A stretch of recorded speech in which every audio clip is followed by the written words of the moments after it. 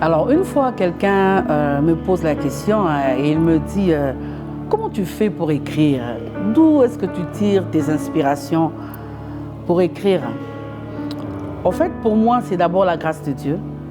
C'est la grâce de Dieu, c'est un appel, c'est une passion pour moi d'écrire. Toute petite, je me disais toujours, je veux écrire un jour, je serai écrivaine un jour. Mais je ne savais pas exactement d'où viendrait l'inspiration. Et au fur et à mesure, le temps passe, je me rends compte que je tire mes inspirations de, premièrement, les expériences de ma propre vie. Vraiment, dans ma propre vie, lorsque je vis certaines expériences, je me dis, mauvaise peut-être, si j'ai pu passer, traverser là, donc je peux aussi aider quelqu'un d'autre qui passera peut-être par la même situation. Mais aussi, maintenant devenu pasteur, je tire aussi de mes prédications. Lorsque on me fait la grâce ou le privilège d'apporter la parole de Dieu, je prends toutes ces prédications, je les mets ensemble, je dis pourquoi pas, ça pourra peut-être bénir quelqu'un demain. Et aujourd'hui, nous sommes réunis pour le vernissage de ces 4 ouvrages. Soit Daniel, à l'instar d'Élie, 7 bénéfices de la résolution. Attends-là, cette promesse. Ces livres vont tellement nous bénir. Et c'est une femme qui les a écrits. Alors, je suis contre ces hommes qui disent que la femme doit se taire. Non, non. Cette femme qui a écrit ces ouvrages est l'une des héritières de Philippe Tchélophate. Qui est Toti Mbekela? Qui est cette femme bien-aimée de Dieu qui a voulu nous bénir par ces 4 ouvrages? Elle n'est pas à sa première. Moi, je sais que ça, c'est la 2e fois que nous soyons encore réunis pour le vernissage de ces livres. Alors, pour sa présentation, je vais appeler les pasteurs Anthony Kinzo de me rejoindre en ce lieu pour nous parler de l'auteur. Qui est-elle? Et c'est sous vos applaudissements, s'il vous plaît. Je pense qu'aujourd'hui, nous avons la preuve que Dieu avait établi une dame et elle a donné raison de manière à ce qu'aujourd'hui, on peut être témoin de ces... Vous parlez de 4 livres, moi je sais que c'est 5. Maintenant, 4 et 5, on va voir aujourd'hui, on va voir 4. Qui est Maman Toti? C'est lui que nous présentons, ou celle que nous présentons est pasteur et elle est épouse. J'allais commencer par dire elle est épouse et ensuite pasteur. Elle est épouse, mère et pasteur. Parce que cette qualité de pasteur est venue juste après. Mais elle est d'abord une épouse d'un merveilleux mari. Ces quelques minutes que j'ai passées un peu en chambre tout à l'heure, je me suis dit, Timothée est heureux d'avoir une femme comme Toti. Je pense que si aujourd'hui on peut parler de Timothée Mbekela, c'est parce que derrière il y a une femme qui a su être rigoureuse, qui a su être amie, complice, qui a su être conseillère, mère de 4 enfants, merveilleux enfants. Cette mère qui aujourd'hui a inculqué des valeurs à ses enfants biologiques, mais pas seulement à ses enfants biologiques. Aujourd'hui, elle est peut-être mère de 4 enfants, mais il y a plusieurs autres enfants qui sont sortis d'elle, enfants spirituels. Je parle d'une femme de feu, je parle d'une femme qui sait craindre le Seigneur et qui sait apprendre aux gens ce que est le Seigneur. Cette femme aujourd'hui, non seulement licenciée en droit économique et social, elle aurait pu être avocate, elle aurait pu être magistrate, elle aurait pu être juriste d'entreprise, pas à double cerveau. Elle peut vous dire non, ça ce n'est pas correct. Nous sommes là pour les vernissages du livre du pasteur Toti Mbekela. Je pense, la première fois que j'ai lu ces livres personnellement, j'ai eu des difficultés à me situer entre mon côté prof et mon côté chrétienne. Donc il fallait que je choisisse d'abord un camp pour rester critique à un certain moment et ne pas me laisser absorber par le côté spirituel de ces différents livres. Alors, je prends le premier livre qui, premièrement, m'a personnellement marqué. Je prends soit Daniel, les 7 bénéfices de la résolution. Alors, ces livres, premièrement, appartiennent au genre de la littérature chrétienne d'exhortation et de motivation. L'ouvrage utilise un temps d'encouragement.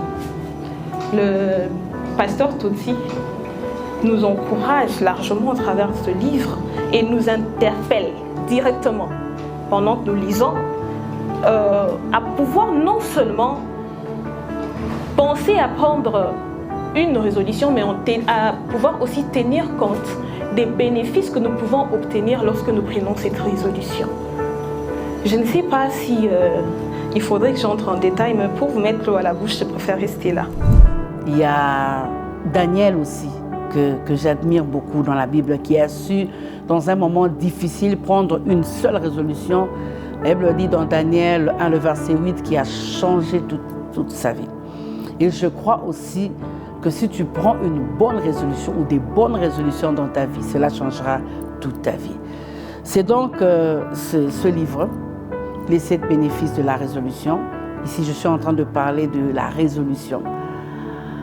Alors, pourquoi Daniel en faire une collection? Parce que dans la vie de Daniel, en fait, je trouve 2 mots très importants, la préparation et la résolution. C'est donc ces 2 ouvrages qui sont comme des collections de Daniel, parce que la vie de Daniel renferme beaucoup de trésors. Et là, je n'ai que parler de la préparation et de la résolution. Pourquoi j'ai pris ces 2 mots? Tout simplement parce que je me rends compte qu'il y a beaucoup de gens qui veulent briller, impacter leur génération, mais qui ne prennent pas, qui ne sont pas prêts à prendre des bonnes résolutions. Aussi, il y a encore ceux-là qui veulent bien impacter, aller de l'avant, mais qui ne se préparent pas comme il se doit. C'est pour cela que je me suis dit, toi qui es appelé à briller demain, une grande destinée t'attend demain, tu dois faire comme Daniel, te préparer, parce que Daniel il était préparé pour se mettre au service du roi pendant 3 ans. Tu dois te préparer. C'est pour cela que ce livre est très important, mais aussi les bénéfices que tu vas tirer des bonnes résolutions que tu vas prendre dans ta vie. Et je prends soin, Daniel, la préparation. Je pense que c'est aussi un livre très nécessaire pour des jeunes. Mais ces livres vont nous aider dans la préparation. Le pasteur Toti Benguela, dans ce livre, bon, c'est quand même un essai de motivation parce qu'on reste sur beaucoup de motivation dedans, mais de motivation spirituelle, qui exprime le mécanisme interne et externe nécessaire pour émerger dans un environnement adverse. Contrairement au premier volume axé sur le bénéfice, celui-ci se concentre beaucoup plus sur le processus. Je pense que j'aurais dû commencer par la préparation. Elle ne se contente pas de l'aspect religieux seulement, mais explore aussi les chocs culturels et la perte de repères, ce qui rend le livre pertinent pour toute personne traversant une transition difficile ou un sentiment d'aliénation. L'auteur souligne que la préparation outille et oriente de manière concrète. Elle présente la croissance personnelle comme une compétence décisive et non seulement comme une faveur divine passive. Sois Daniel. Ces livres montrent que la grandeur ne vient pas des circonstances favorables, mais de l'homme ou de la femme que Dieu prépare dans des moments de pression et de solitude. La vie n'épargne personne. Parfois, elle nous place dans des déserts, des déportations, des situations où tout semble perdu. Mais Daniel nous enseigne 2 mots qui changent tout: préparation et résolution. En parlant toujours des personnages, ici il y a Élie. Le 3e livre, je parle de l'instar d'Élie. Élie, pourquoi? Parce que c'est tout simplement un appel. Tu peux bien te préparer, tu peux bien prendre des résolutions, mais sans la prière, sans capter la pensée de Dieu, il te sera quand même difficile d'avancer. C'est juste simplement un appel, c'est tout simplement un appel à une nouvelle dimension dans la prière. Et je crois que tu en as besoin et j'en ai besoin. Pasteur Toti, après la préparation, aussi le bénéfice de la résolution, il y a à l'instar de Lee. Alors, c'est quand même un essai d'édification spirituelle qui utilise la figure prophétique de Lee pour explorer la condition humaine face aux épreuves et à la souveraineté divine. Ce que j'ai quand même pu comprendre dans ce livre, dans cet ouvrage, c'est que le pasteur ramène le personnage Élie dans le monde actuel pour qu'on le voie d'abord comme une personne ordinaire. On est quand même habitué à voir, non, c'est quand même Élie, c'est Élie quand même. Il a quand même pu arrêter la pluie pendant un moment.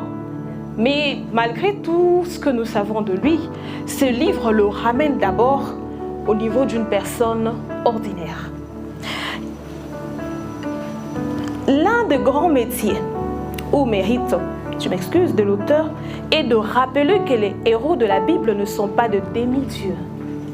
C'est une phrase que j'ai gardée et je voulais vraiment donner cette phrase. L'un des grands mérites de l'auteur est de rappeler que les héros de la Bible ne sont pas de demi-dieux. En s'appuyant sur Jacques 5,17, elle déconstruit le mythe de la perfection spirituelle. Le problème, c'est que quand nous lisons la Bible et que nous voyons certains personnages, nous sommes tellement ancrés sur le côté spirituel que nous sommes restés dans un mythe. Mais avec ces livres, nous sommes revenus sur la réalité. Non, il s'agit des personnes ordinaires. Alors, pour conclure sur ces livres, je dirais que ce livre est une excellente ressource pour quiconque traverse une période de découragement ou de transition. Il réussit à transformer une figure historique intimidante en un compagnon de route compréhensible. À l'instar d'Élie, ces livres explorent la figure du prophète Élie comme modèle de vie chrétienne stable, marqué par une grande foi, de nombreux exploits spirituels et de grandes victoires. Cet ouvrage s'articule autour de plusieurs axes majeurs. De la même nature que nous, Élie n'était pas un être mythique, mais un homme confronté aux mêmes réalités humaines et aux mêmes vulnérabilités que nous. Pourtant, c'était la profondeur de sa communion avec Dieu et la qualité exceptionnelle de sa foi qui sont devenus des instruments extraordinaires par lesquels la puissance divine s'est manifestée avec éclat. Ainsi, cet ouvrage met en lumière la dynamique prophétique qui relie crise, confrontation et restauration.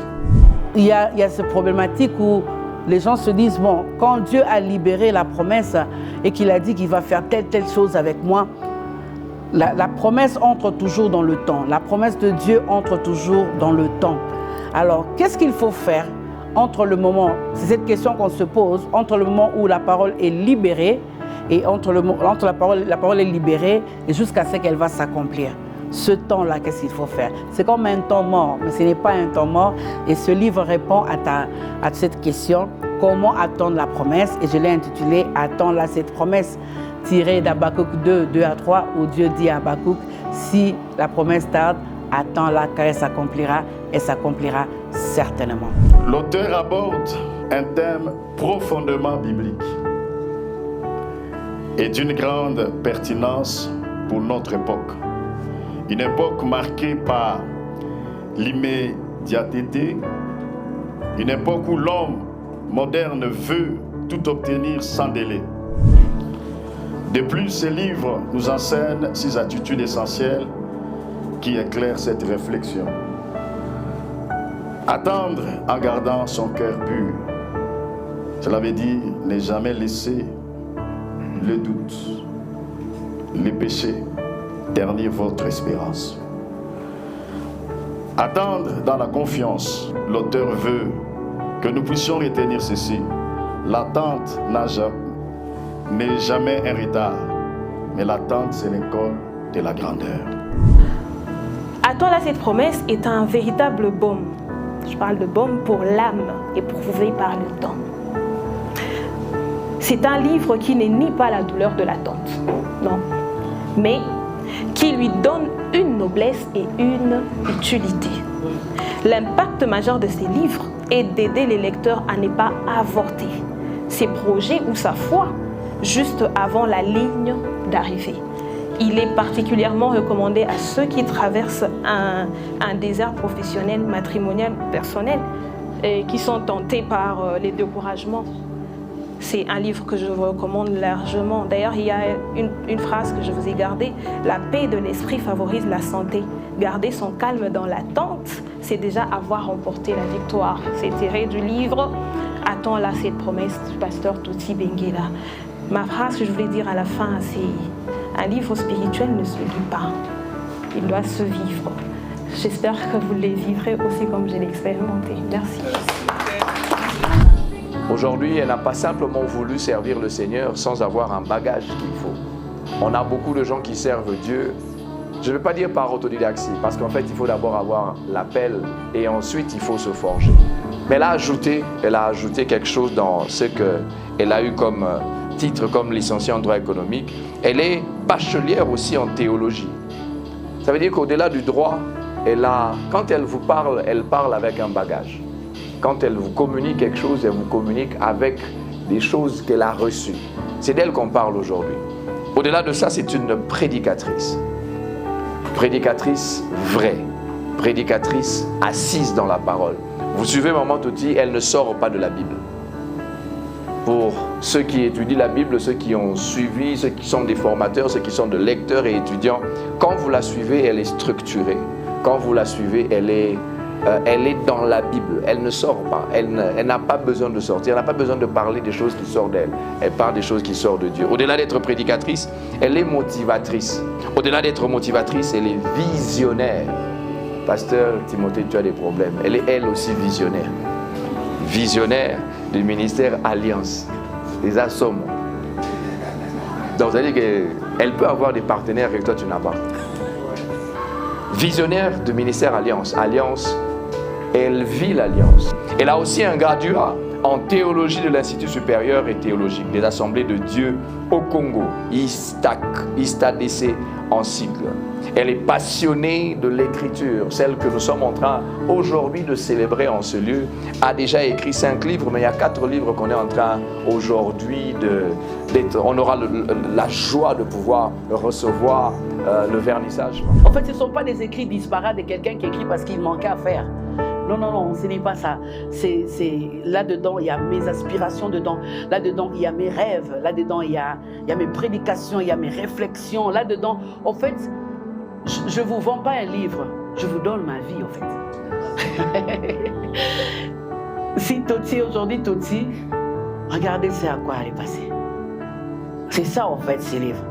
Et ce qui est encore exceptionnel, alors que je suis en train de clôturer, j'étais en train de dire, ok, il faut que je puisse, on doit procéder à la publication de là où j'étais.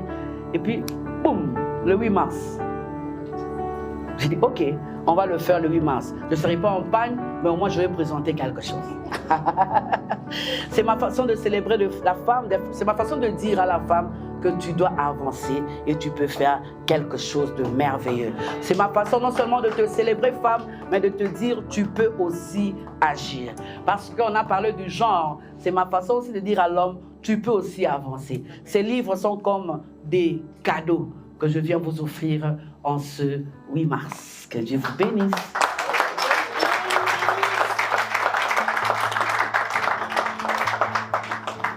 Ces ouvrages sont une très grande richesse.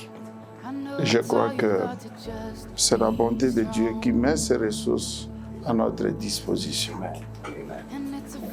En tout cas, la grandeur n'est pas hasardeuse.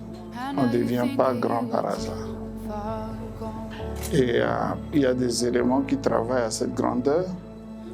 La toute première, c'est notamment la préparation. Être prêt quand le moment vient, c'est vraiment le plancher d'un miracle.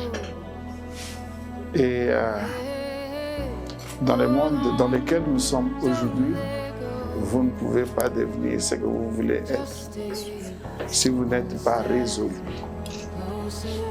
Et c'est ce livre, ça s'enchaîne tellement bien que je voudrais m'interdire, avant de baptiser ce livre, m'interdire d'avoir juste un livre ou deux, mais vraiment avoir tout ce package des cadres, parce que ça se complète d'une manière merveilleuse.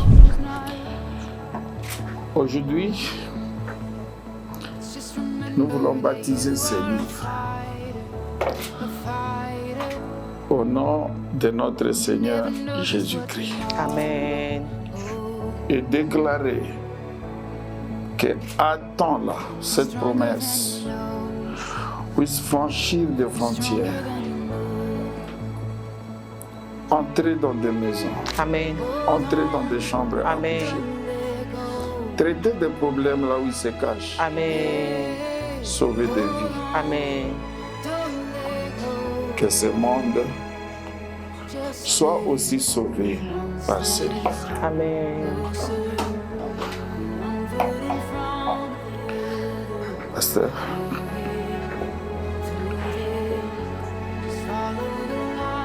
Élie a été un homme de la même nature que nous. Mais en son temps, il n'était pas le roi. Il était un habitant de Tishbi. Il a changé les éléments géophysiques de la terre parce qu'il agissait au nom de l'Éternel. Amen. À l'instar d'Élie. Que ces livres provoquent des mouvements, des transformations dans la vie Amen. de ceux qui vont les lire. Amen. Que des hommes ordinaires, après avoir lu ces livres, réalisent des choses extraordinaires. Amen. Amen. Parce qu'ils ont compris Alléluia. et ils ont reçu l'esprit de Dieu pour le faire. Amen. Amen. Oh Seigneur Dieu, merci.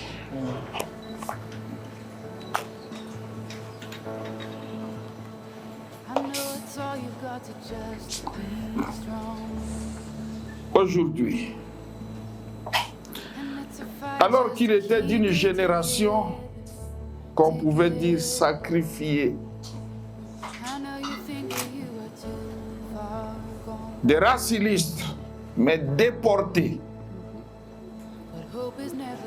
Daniel a appris qu'on pouvait changer le monde si on peut être préparé.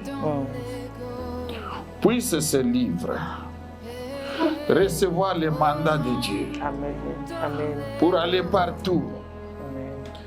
accomplir les desseins de Dieu. Et que cette génération des hommes et des femmes, des enfants, abandonnés à n'importe quoi, qui ne sont pas attachés à une chose sérieuse, qui n'acceptent pas la préparation, qu'en lisant ces livres, ils se dégagent de tout autre fardeau et qui se préparent pour positionner leur vie et leur génération pour des choses merveilleuses de la part de Dieu. Amen. Amen. Amen. Dieu de majesté, Dieu de sainteté. Qui peut devenir quelque chose sans décision, sans résolution? Il y a des hommes et des femmes qui tardent à devenir ce qu'ils doivent être parce que la résolution tarde à venir. Tu m'as dit,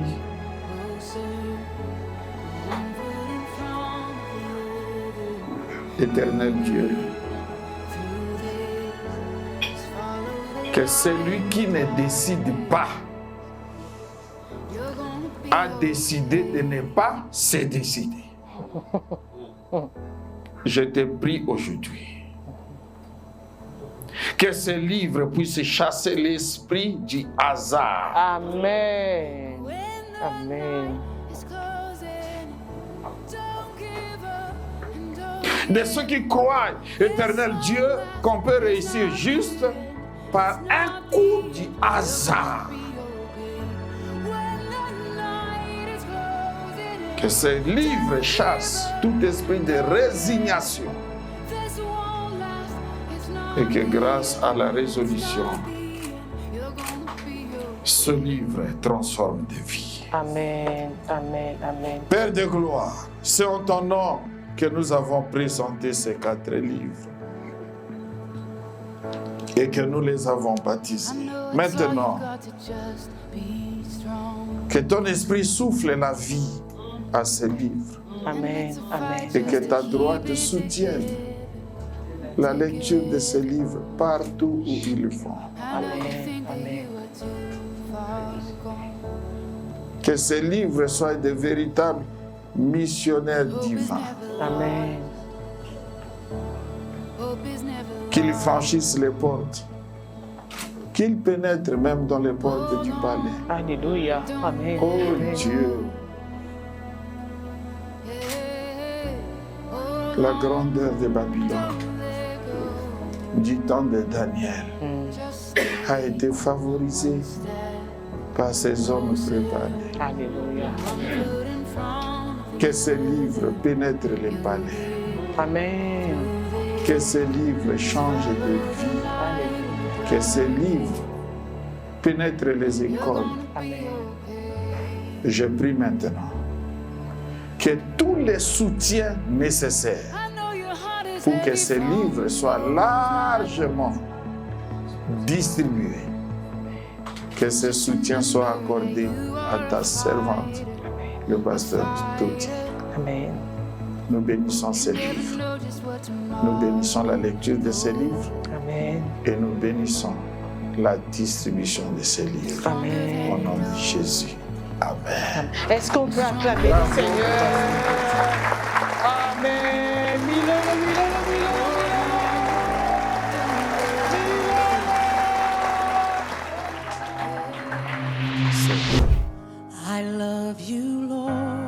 J'ai aujourd'hui eu l'honneur de participer au vernissage des livres de la pasteur Toti Mbengela. Alors mes impressions ont été que j'ai beaucoup déjà premièrement apprécié. C'était émouvant surtout, mais aussi spirituel parce que nous étions aussi avec des hommes de Dieu, des pasteurs. Et ça a vraiment été très émouvant et très spirituel. Nous avons vraiment béni Dieu de ce que la pasteur Toti a pu rédiger.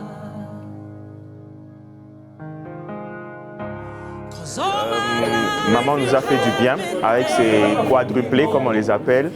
Et je pense que pour l'avenir, ce que je souhaiterais à maman, c'est, comme l'a dit le pasteur Sœur Grace, qu'il a dit, qu'elle puisse quitter cette terre vide de tout potentiel.